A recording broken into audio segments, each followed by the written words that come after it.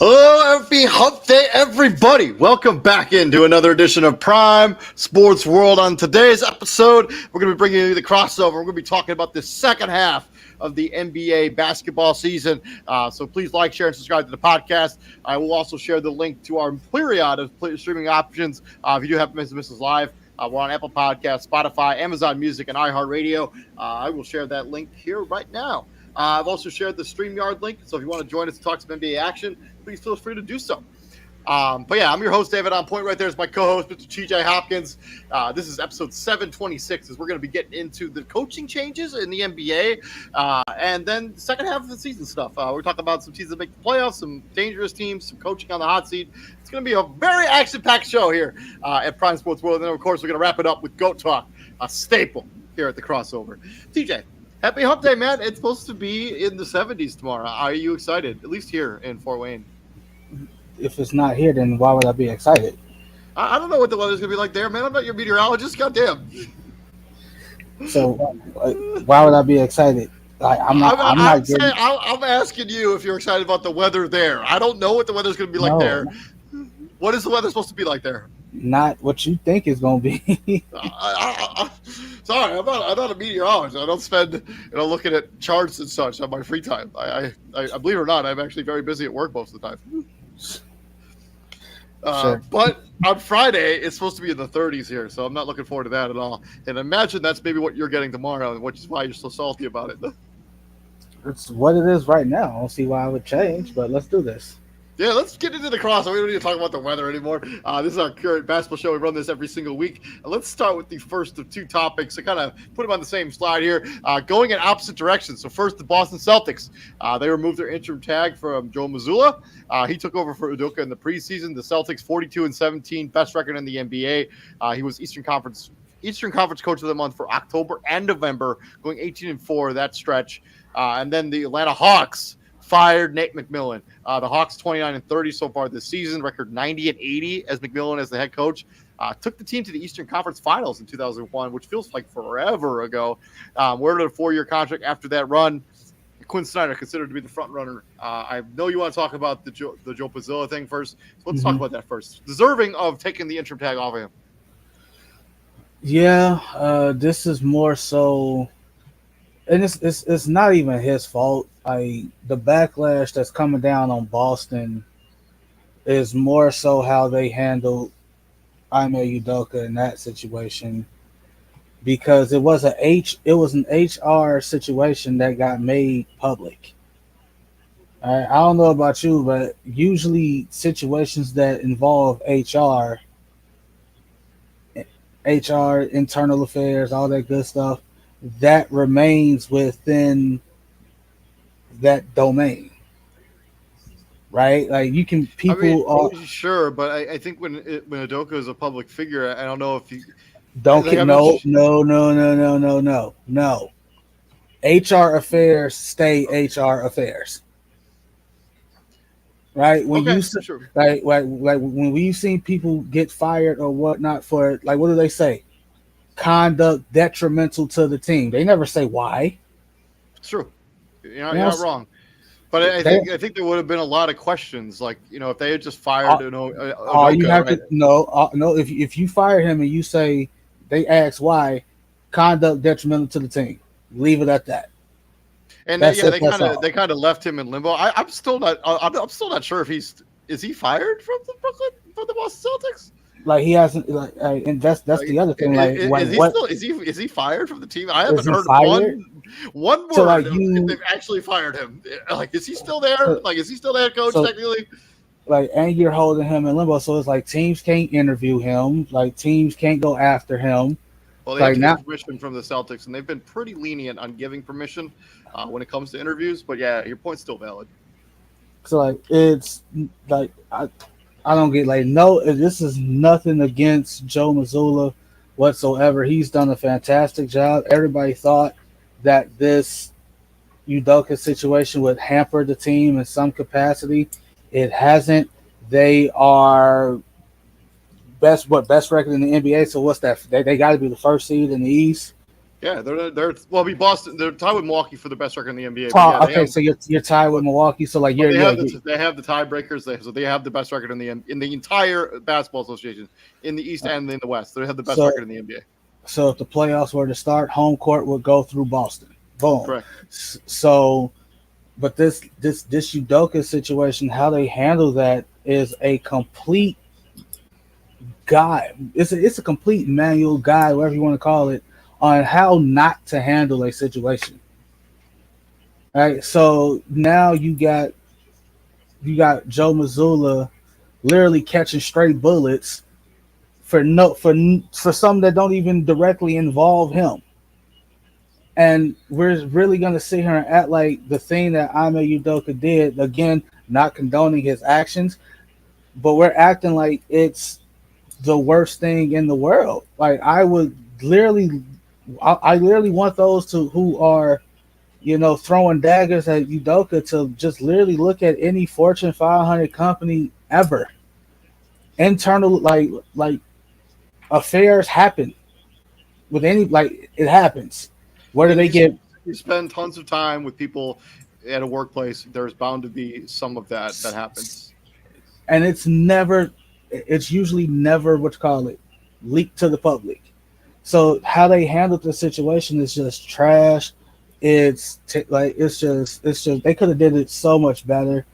Again, you don't air another person's private dirty laundry. All you had to do was, hey, we're firing Ime Udoka. We understand. He took us to the finals last year. We understand. We went on a 26. We were 25-6 after the All Star break. We went on this great run and led to the finals. We came up short, but we are firing Ime Udoka from the Boston Celtics. None of him losing in the finals is not why we're firing him. Then why are you firing him? Conduct detrimental to the team. That's it. That's all. I'll leave it at that. Yeah, I think that situation definitely could have been handled better.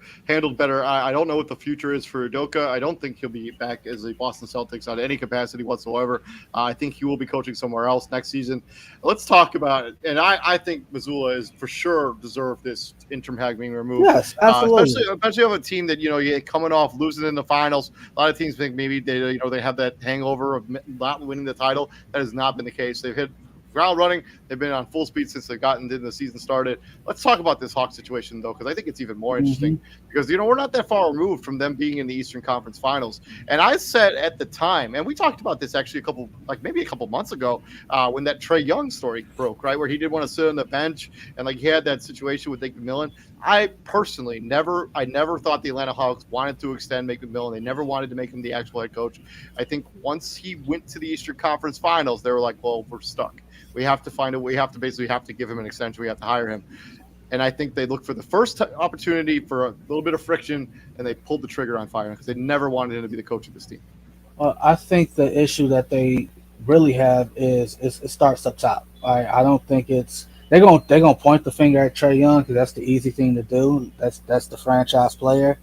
So obviously all the blame is going to go towards him.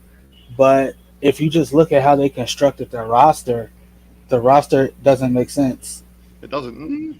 The roster, so you got they pushed all their pieces to the middle there with all their their assets to get DeJounte Murray, and now they're 500. They're not any better than they were last season without him. So you get, and so like you said, you add DeJounte Murray to Trae Young, so you got two guards who don't know how to play off ball. Neither one of them knows how to play off the ball because they're so used to having the ball in their hand. They don't know how to play off ball. Then you go get Bogdanovich, who's a shooter, and then you add two big men who aren't shooters, and Okongwu and Clint Capella. Those are rim rollers. Yep. Roster construction doesn't make. John Collins is a good 3-and-D. He can shoot the three. He's a good 3-point shooter. But yeah, he seems to be constantly in the doghouse there in Atlanta. For whatever reason. And you have a logjam at the 2/3 position with Bogdanovich, with DeAndre Hunter. You got AJ Griffin, who you just drafted. You've been playing him. So what is this? So it really starts up top. It's really the GM and those guys. It's really up there. So like, they're not going to get rid of Trae Young, right? Obviously, like again, I would highly doubt it unless he were to request a trade. And weird things have happened here in the NBA. Weirder things have happened, but you did get him that rookie extension, and this is the franchise. It's like to think that they never won. DeJounte Murray would be the guy that if they're really looking to making a move, DeJounte Murray is a guy who's 1 more year or 2 more years left on his contract. I'll actually look that up off the top of my head. But he's the guy you could potentially move. But you just traded 3 first-round picks for him. Do you think you're going to get that kind of return back for him? No way. And they just traded for Saddiq Bey, who makes 0 sense on this roster whatsoever. See, once again, right? The roster doesn't make sense. So you add Saddiq Bey to a shooting guard small forward combo that already has Bogdanovich, AJ Griffin. Can play a little bit of the 4, and that's where they're going to play him as the backup to John Collins. But he's a tough tenacious defender. He can shoot the ball a little bit. He's not going to play a lot of the shooting guard or the 3 position. Yeah, he will. Okay. Like it literally depends on the lineup. So what are you gonna do when you have a lineup of like if you have Capella and John Collins on the floor at the same time? Who's gonna play that 3? Somebody's getting left out. I mean, I guess Saddiq Bey, but I can't imagine a scenario where you have all 3 of those 3 guys on the court at the same time. I just can't. Why not? How come you won't? It just doesn't make a lot of basketball sense. Like, I mean, In what capacity doesn't make sense? You have a 3-and-D. You got 2 3-and-D dudes, and John Collins and Saddiq Bey, and you got a rim roller and Clint Capella. But none of the John Collins, Saddiq Bey can't really make his own. I don't know. I just don't think it would be a good roster, good floor spacing. I think they'd have to do something else. But I mean, it could happen. I guess I don't really know where they go from here. With Quinn Snyder has been considered the front runner. I think a lot has to do with what went wrong with Nate McMillan. I think it has a lot to do with the fact they never really wanted him to be the coach of this team. I don't think that's true. Like I really don't. I think it's 100% true. Because if that's because if that's the case, you already know how I feel. If the guy you want is out there, go get him. Forget the fact that he took you to the Eastern Conference Finals. Who cares? Go get your guy. I'm telling you that for sure happened. I don't have a source. I just have a gut feeling. I just think that they never really wanted to bring him in, and that this is the first time that they've had tension really there. And like it's like, well, we're just going to scapegoat the coach because that's what they do. When there's a myriad of problems with the Atlanta Hawks, I think Trae Young has way too much power in the front office and on this roster. I think he's become pampered, as we talk about in other all the shows. time. I think power. I think that's the issue that a lot of teams run into. Like, you give power to players before they really earn it. Yeah. Like, LeBron James has earned the opportunity to, make roster decisions. I know he hates being called the GM, but he does make a lot of rosters. He does make a lot of roster sway on his team, but he's earned that right. Like when KD goes to Brooklyn and they say, like, go get James Harden, they went and got James Harden. I mean, they brought in DeAndre Jordan for the same reason. they brought in DeAndre Jordan for the same reason. They hired Steve Nash to coach for the same reason, yep. Right? Like, it's like, yeah, like the old Spider-Man quote: "With great power comes great responsibility." Like, that's true. Like, Trae Young getting all this power, why? He's mostly been a good player on, for the most part, a bad team. Outside of that one run. Yeah. They've been basically a 500 team since Trae Young's been drafted. What do you think about Quinn Snyder being considered as a front runner for this job? And this is the first time that I can remember in a long time where they're just like hiring coaches in the middle of the season. Like I remember when also shout out to Jacques Vaughn, who actually got extended over the weekend as well. Yeah, today. But like, remember when Brooklyn was still first looking for, like, they were just going to hire somebody. I'm like this is the only coaching cycle I can remember where they're just going to hire somebody in the middle of the season, bring him in. He's going to, like, they're not going to bring somebody who's already on the roster. Like, it's just. Well, I guess it started with the NFL, Jeff Saturday. I think the NFL, not the NFL, the Atlanta Hawks, they are moving on with. They're going forward with one of the assistants on the staff right now. So I think this move is mostly these talks are mostly a end of the season talk. Like when the season ends for the Atlanta Hawks, that's probably the first thing they're going to do. They're going to bring in all these coaching candidates, Quinn Snyder. I forgot the other names listed. Charles Lee, who's the current assistant in Milwaukee, Kenny Atkinson, who's Kenny Atkinson, the Golden State Warriors assistant. Joe Prunty is now his current interim head coach. So yeah, they're going forward with him. Yeah, it's weird, right? Like, the mobility seems to be being extended towards coaches. I mean, this is something we talked about. I can't remember what show it was on that we were on, where teams were like, "Hey, be careful firing coaches all left and right." Like, the NBA is kind of running into that same problem. That's the NFL. That was the NFL. The NFL literally. The NBA has the same problem. They just fire coaches like on a whim. Because the guy they don't take you to the finals right away, you're gonna get fired. Because they still be firing coaches under contract, and they got to. The league has to. No, I'm saying, like, the league has to pay those salaries out. Exactly the same thing happens in the NBA too. So, and the NFL is like, stop firing coaches that's still under contract. If the NFL really wants to stop that, if any league wants to stop that from happening, have the coach's salary count tells the salary cap. You want to see them fire coaches? No, they're not going to. Like, they're not going to pay a coach this college to get their salary cap. Like, this is straight up not going to happen. But yeah, we'll see what ends up happening. Let's talk about the second half preview. Let's talk about a bunch of teams, a bunch of stuff going on. Let's first talk about team under the most pressure. What? Good, is What'd you say? Oh, good, young man. What's up, brother? What's good? What's good, young man? What's the CEO of Prime Sports World, Mr. Israel Rivera. Welcome to the show. You just get your son done with basketball for the night? Huh? Oh, yeah, he's done with basketball. Yeah, he's done with basketball. Shot some hoops, coached the kids up a little bit. We gotta take care of the youth out here, ladies and gentlemen. Yeah, love it, dude. Love it. We're getting into the second half. Let's talk about team under the most pressure. TJ has not seen the list of these questions, so he's kind of being blindsided by it a little bit, but it's all good. Team under the most. David does me all the time. Don't worry about it, TJ. It's all good. Team under the most pressure going into the second half of the season.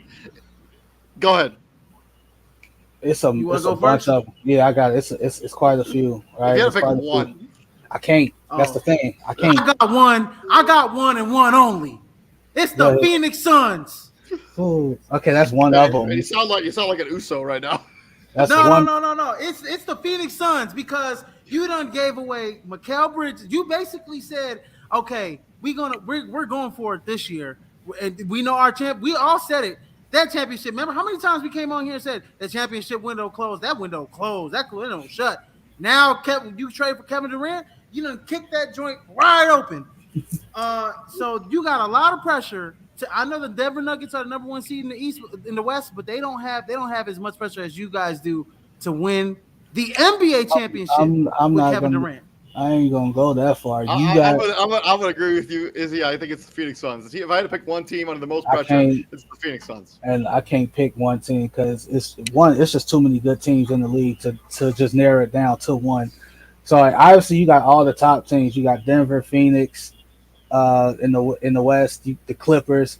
In the East, you got Philly, Boston, Milwaukee. That's pressure. But to pick one, if I had to pick one, since Izzy already took Phoenix, I gotta go with Denver because you're looking at a dude in Jokic who's probably gonna win his third straight MVP. Right? He's gonna be the first person since Larry Bird to have won 3 straight MVPs. And the difference is Larry Bird was going to finals and winning chips while he was winning those MVPs. Jokic hasn't even gone to a finals. He hasn't even gotten into Western Conference Finals. He hasn't gotten into the Western Conference. No, he finals. did. No, yeah, he did. Finals in the bubble. Yeah, 3-1. Yeah, that's right. So I can't help but be that person to be like, man, if Jamal Murray wasn't gone for 2 years, you can make the argument, hey, bro, they probably do go to a finals by now. At least one. But him being gone for as long as he was, and Joker carrying the burden for 2 years, which is why he won those 2 MVPs, it's like, yeah, Denver got some pressure on them because everybody's finally healthy. They fully stacked. You got the third. You're gonna have the third straight. You're gonna have the 3-time MVP today, 3-time in a row at that. And yeah, it's some pressure up there in the Mile High City. I think runner up is probably the Clippers because I can't go because Izzy already said Phoenix. I think that's a given. Izzy took the easy way out. He did. I did take the easy way. If I had to go with the East. No, but if I had to go with the East, man, I mean, it's Philadelphia. It's got to be Philly. Why be Philly?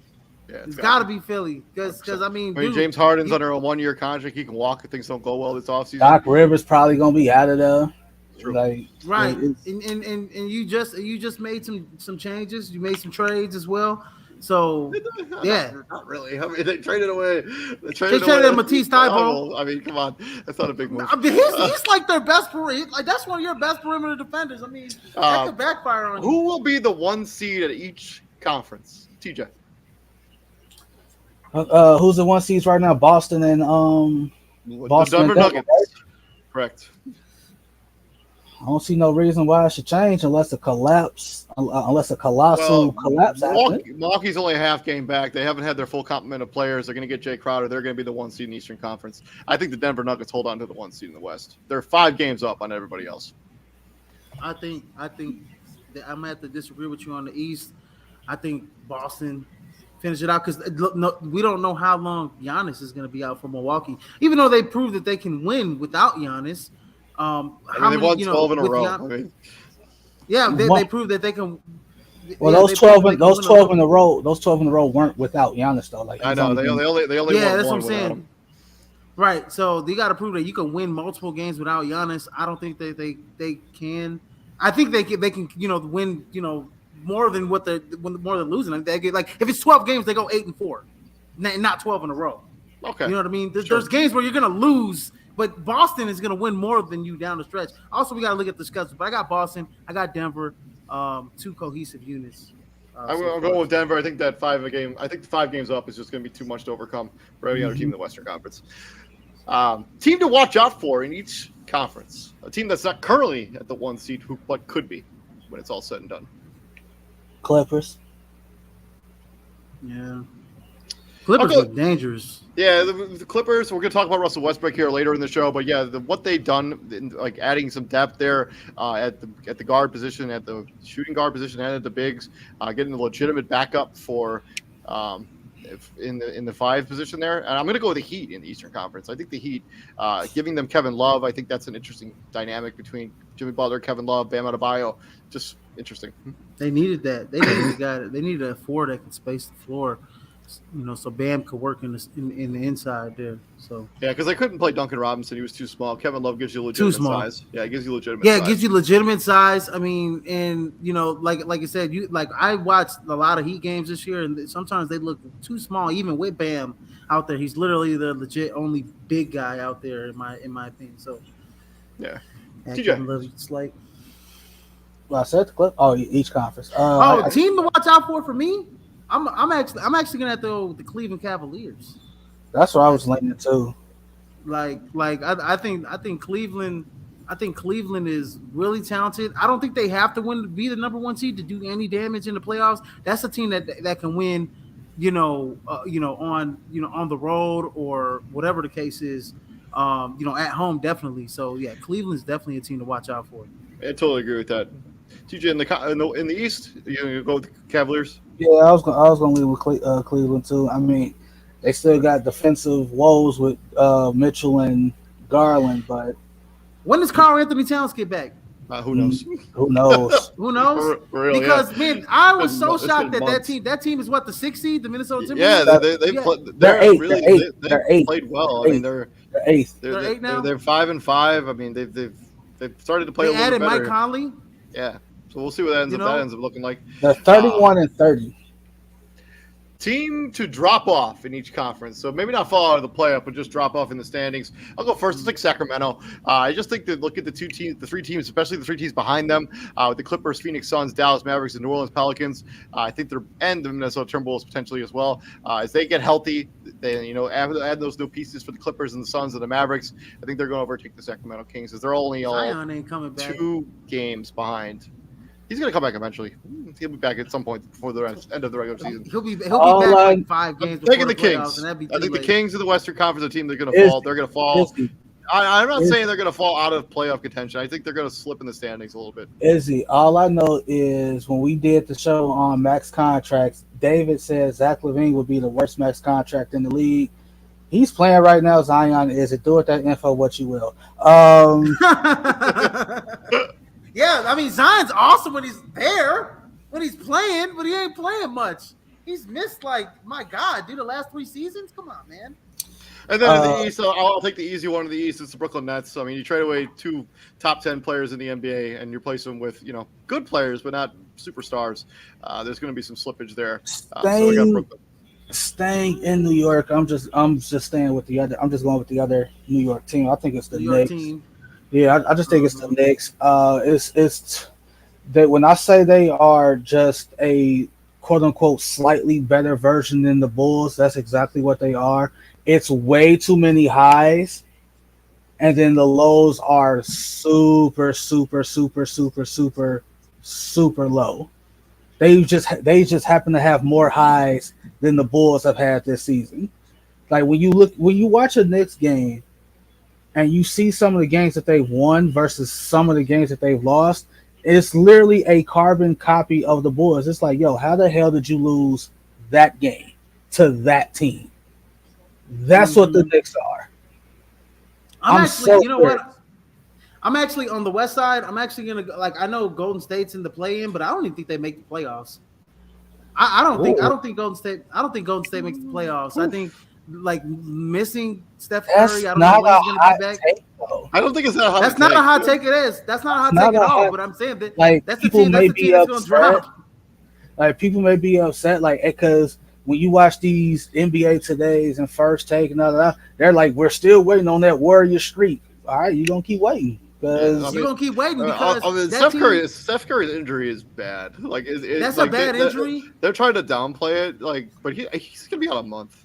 And if there was any team, if you miss a month of the season, you're not gonna make the playoffs. If there was any team that could have used a Bones Highland or something like that, it was them. Yep. Like they could have used Bones Highland more than the Clippers, and the Clippers just got richer. But like that team could have used the Bones Highland. That team could have used the Mike Conley. You know what I mean? And then when Steph comes back, you put Conley on the bench. Oh my God, that'd be nasty. Conley with Jordan Poole. Jordan Poole's a combo guard, but you didn't do that, and so you're gonna fall off. And then I just don't think the young guys that were supposed to change James Wiseman the way you didn't trust them. The young guys like Jonathan Kuminga's been playing more of late, but like Moses Moody, you don't trust him, so you're not playing him enough. You're not playing PBJ. You're not playing him enough. Bro, he's a rookie, I know. And then Dante DiVincenzo's been Patrick Baldwin Jr. is in the G League. I said it when they got those young three dudes together. I'm like, you're asking three rookies, Wiseman, Moody, and Kuminga, to be big contributors to a grown-up championship squad. We don't see that. Like championship squads, like why do you think when LeBron goes to a new team, what's the first thing he do? He ship out all the young dudes, bring in trusted vets who ain't gonna fold under pressure. Look at Milwaukee. That's the oldest team in the league, and they like when LeBron goes back to Cleveland, he kept one young dude. Everybody else had to go. Yeah, exactly. And then I agree with you, TJ. I'm gonna go with the Knicks. I think they fall off too. Something about them. They I don't trust RJ Barrett, Julius Randle. Nice little season. Man, have you heard the crazy story about the James Dolan stuff, about his like facial recognition software that he uses? There is a wild story about this guy who like posted on a YouTube comment about how he should sell the team, and like his security guards like harassed him when he went to a game at the Garden. It is a wild. I'll try to see if I can find the video, but it is. Post the video and post it in the link. It's crazy. It's real crazy. It's James Dolan. Nothing he does should surprise anyone. Because he apparently he has like rankings, like of tiers, and like if you end up on a certain tier, like you're gonna get harassed before when you enter the building. Like it's my team in New York City, man. It is my team in the West. I could go with Minnesota, but I just feel like that's kicking them in while they're already down. Obviously, it's a different story if Cat is there. All right, are they 31-30? If all three of those dudes are there, when he was there wasn't exactly a smooth sailing ship. But at the same time, we already know like new additions take time. Right? Cat, your whole time in Minnesota, you've been the only dude on the block in the post, rather. When you add Rudy Gobert, that makes now we can't have 2 7-footers down in the block because that's too much congestion. And Karl Anthony Towns, like one of the complaints about you, just like Joel Embiid, is you tend to fall in love with that 3-point shot just a little too much. But with Rudy Gobert down there, who has no game, Rudy Gobert has no game.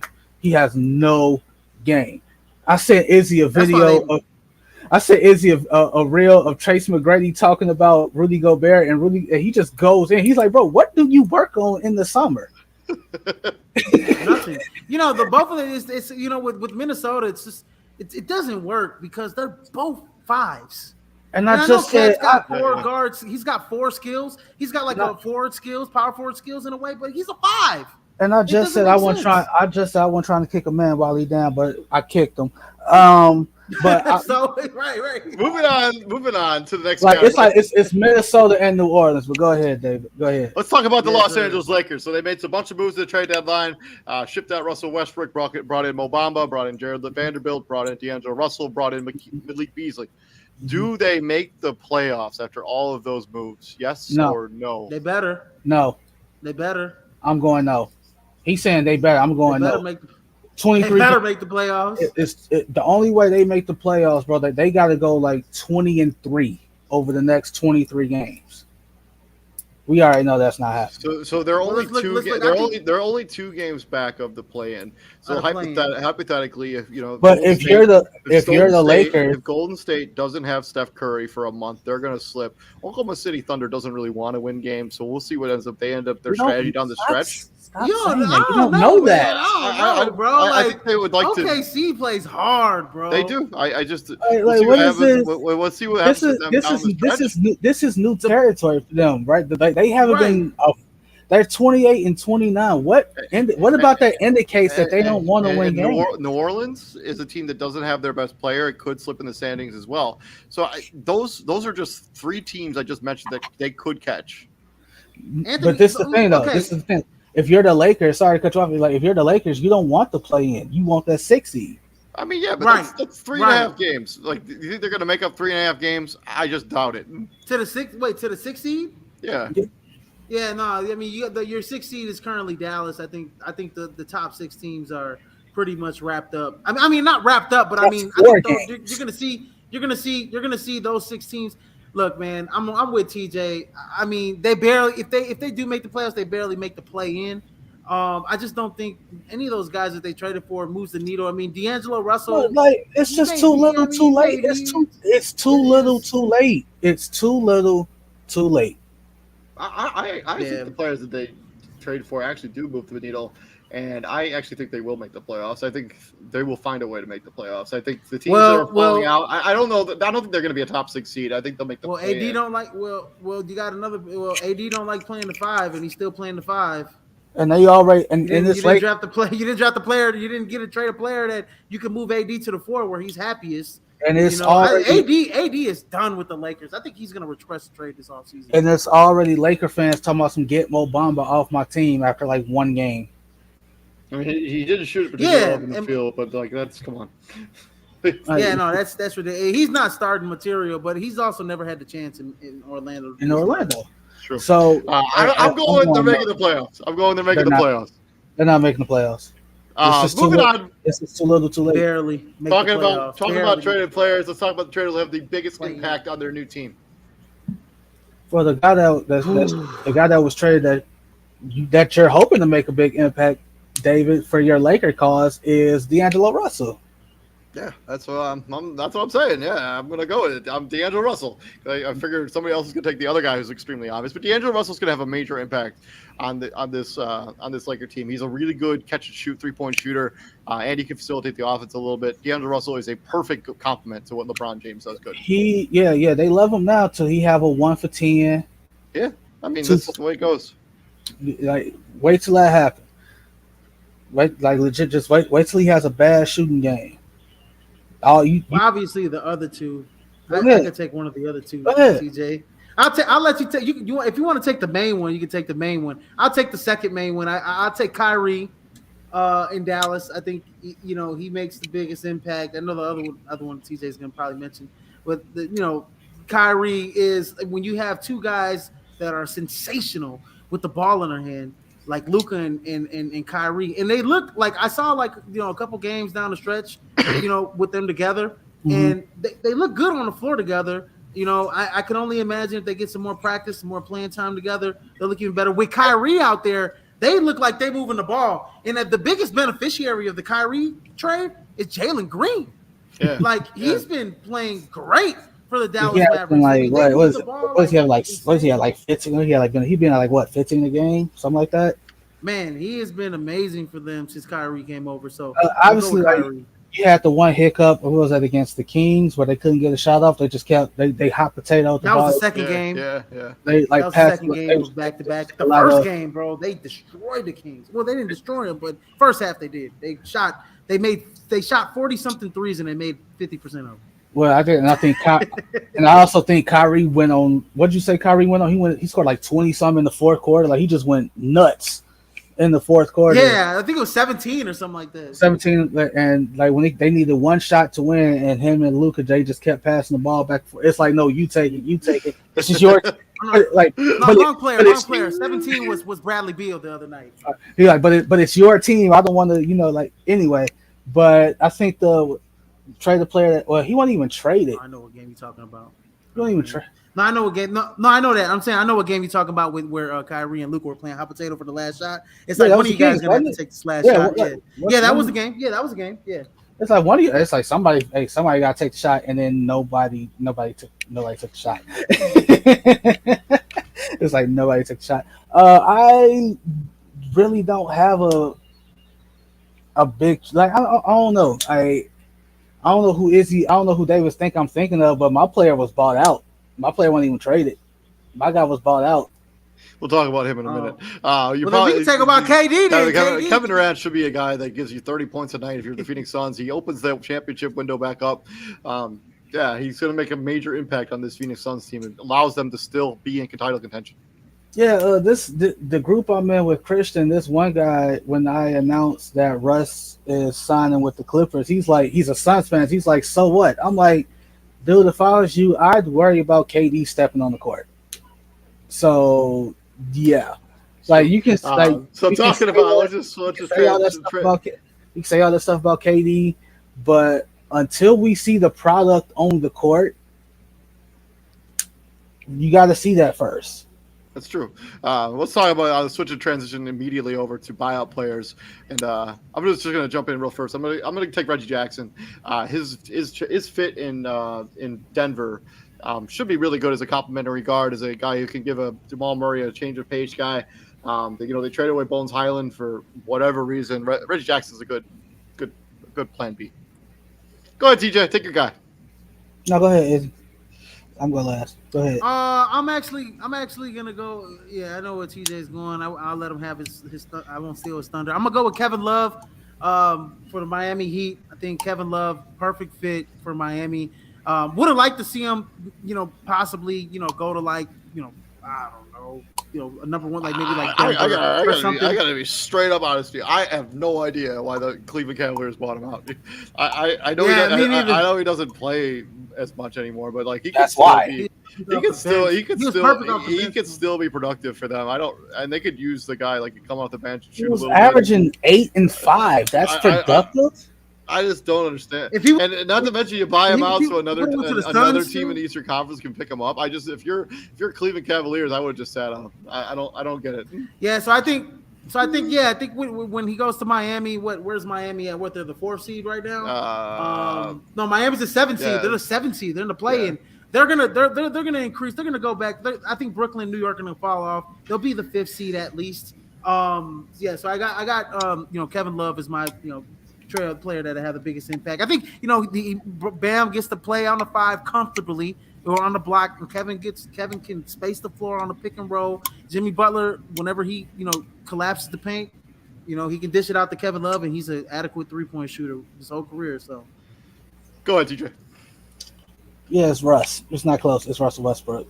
It's not even close. Yeah. No, just fine. But yeah, the Russell Westbrook disrespect it's been out of pocket for some years now.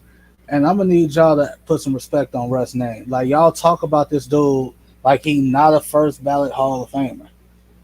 Mm-hmm. Like, the disrespect is outrageous. And for Kendrick Perkins and other media pundits to be on national TV, like this is it for him. This is his last chance to show that he's a team player.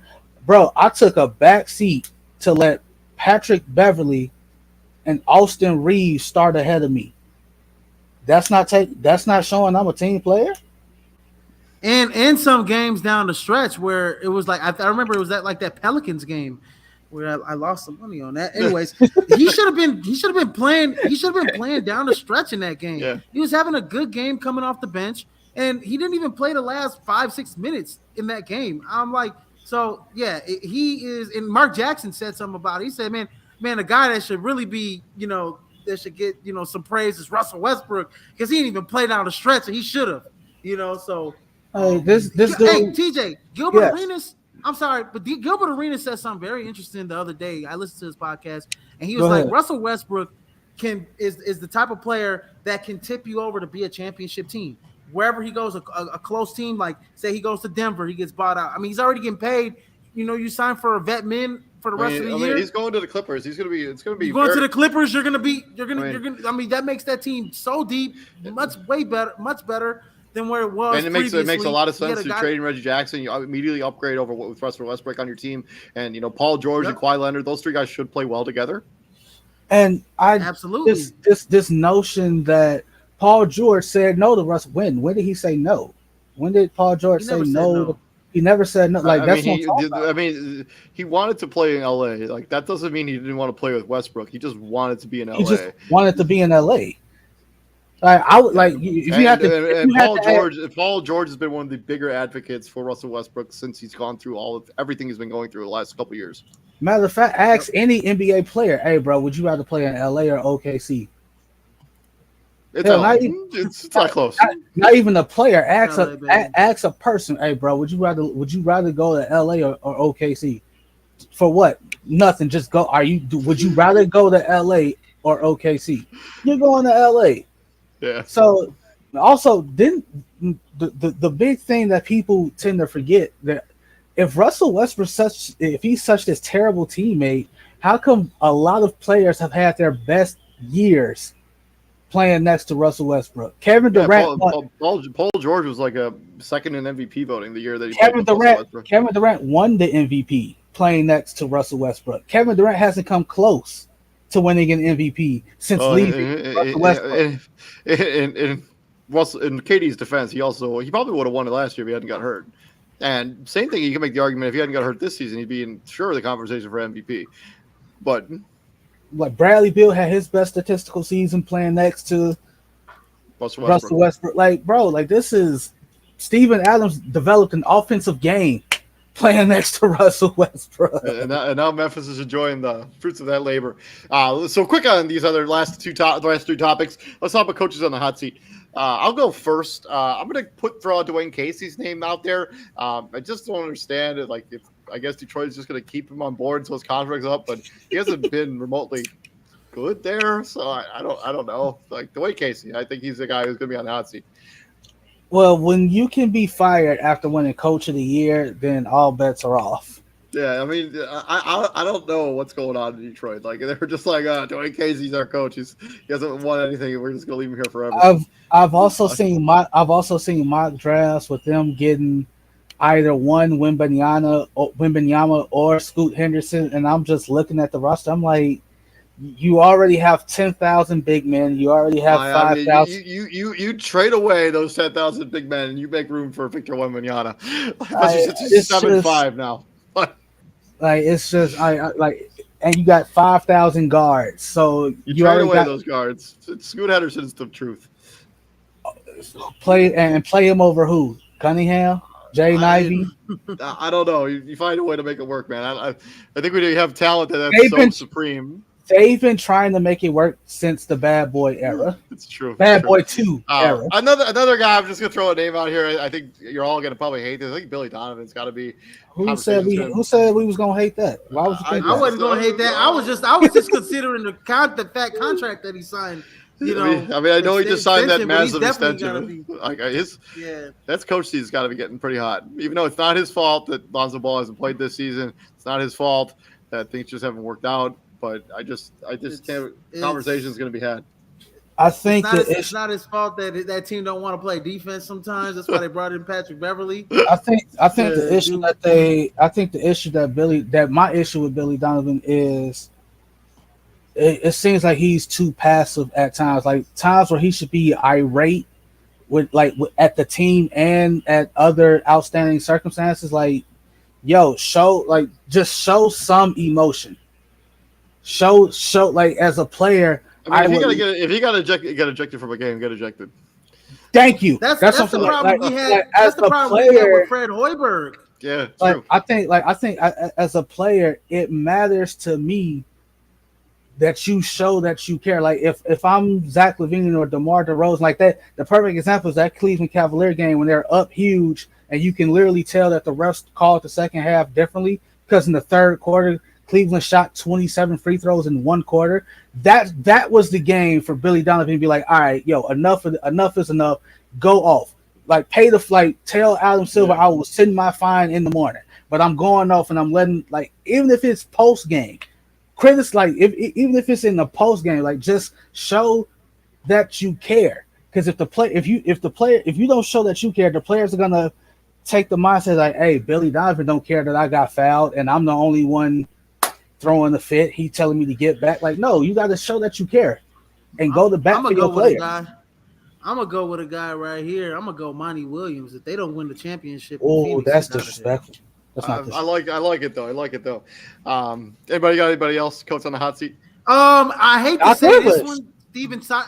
He should Doc be. Rivers. He should be. He should be. But he ain't. He should be though, TJ. It's But he Doc ain't. Rivers. No. If Doc Rivers doesn't I win, hate if they don't make the Eastern Conference Finals, he's out for sure. It's Doc, bro. It's what Doc. about this one? I hate to say this because they just like gave him a whole bunch of young knuckleheads. I heard the name. I heard the name you said. They're not getting any better. They're not also not like developing the way you'd like them to. So yeah, I think bro, the lack of who are you talking about? The Rockets. Steven Silas. It's the lack of discipline, bro. Like again, earlier this season, Kevin Porter Jr. literally said, "F this, I'm going home." He left the game at halftime. That was 2 years ago. I mean, whatever. It was under his regime. It was under him. It was under him. Let's talk first overall. They are pick. not developing. Who's getting the first overall pick? I'm gonna go Spurs. I'm gonna go Charlotte. Spurs. Ooh, LaMelo Ball and Victor Wembanyama. Ooh, I like Charlotte. it. Spurs, and I'm pretty sure. Spurs have lost 14 games in a row. Overall pick, they happy. They are. And right now, kind of number 3 overall picks up in the air. The Spurs have lost 14 games in a row. They have literally stopped trying to win games. The Spurs, I don't know, man. The Spurs, it's like with me with the Spurs. It's like I watch their games. It's like they try to win in the first quarter, and then like here comes the second quarter, and it's like Pop's like, "Hey, slow down real quick." No, for real. How many times have I seen the Spurs? We've seen the Spurs be like up like 4 or 5 points in the first quarter, and then just like the next 3 quarters they just lay an egg. It's like Craig's like, okay, come on, guys, let's tone it down here. We're trying to get a number 1 overall pick here. And then results of the NBA Finals. I'll go first. Clippers Bucks. I think the Clippers win it all. You going Clippers Bucks? Yeah. I see that one day I kicked it with Christian. He asked me the same question, and this was like before the season even started. This was like during college football season. I said Clippers Nets because of obviously like the powers that be were still in Brooklyn, and we didn't see what was happening. We didn't see what happening. So, but I had the Clippers going to the finals. Right? I still have the Clippers going to the finals. I don't care who comes out the East. I think the Clippers win it all. It could be Boston. It could be Boston. It could be Milwaukee. It could be Philly. I don't care. It's gonna be the Clippers are winning that ring. I also agree. It all depends if Kawhi Leonard. I think the Clippers are winning it all. I think they're healthy. He will be healthy. They do. They could have 2 years ago when they went to the Eastern Conference Finals. I think if Kawhi Leonard, Leonard was playing, if Kawhi Leonard was there, they win the title that year. Yeah, they won the title that year too. They beat Phoenix. They have a barn burner against Milwaukee. Okay, guys, I am going Boston out the East, and I have to go with the Phoenix Suns. There's like you traded away your future for right now. You have to make the NBA Finals. I'm going with the Phoenix Suns and the Boston Celtics, and I'm actually gonna go with Boston winning the title. Okay, all right, I don't hate it. Oh, Boston winning the title, baby. And then to wrap up the show the way that only the crossover can, GOAT Talk. This is where the players didn't necessarily get their shine here at Prime Sports World on the episode of the crossover. And this week it is my turn to do the GOAT Talk. Let's start with player number 1. This is a player who was drafted in 1998. He was a first-round pick to the then Vancouver Grizzlies. He played for the Grizzlies. Big country. It's not. He played for the Vancouver Grizzlies, Sacramento Kings, Atlanta Hawks, Washington Wizards, Miami Heat, and New York Mike Knicks. Bibby. It is Mike Bibby. He's a NCAA champion in 1997. He's a consensus first-team All-American in 1998. MAC-10 Player of the Year. He was so quick. He said, "That's big country." It's not big country. He averaged 14 points. I didn't listen to the other teams. If I would have listened to the other teams, I would have had the 14 points per game, 13.1 rebounds, 5.5 assists per game. He also won a gold in 2003 on the national team during the FIBA American Championship. Going up against Michael Bibby is a player who was drafted in the same year, but to the Sacramento Kings. He played for the Kings, Heat, Orlando Magic, Memphis Grizzlies. He's a one-time NBA champion. He was an All-NBA rookie team in 1999. Bobby Jackson? No. He averaged 10.5 points per game, 2.3 rebounds, 5.9 assists per game.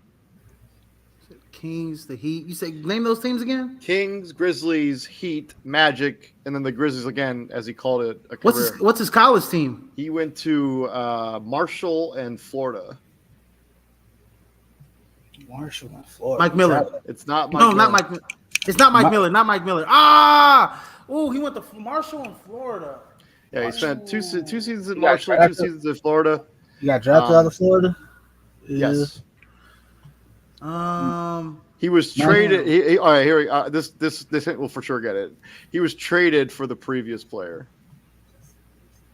He was traded. Oh, that's white chocolate.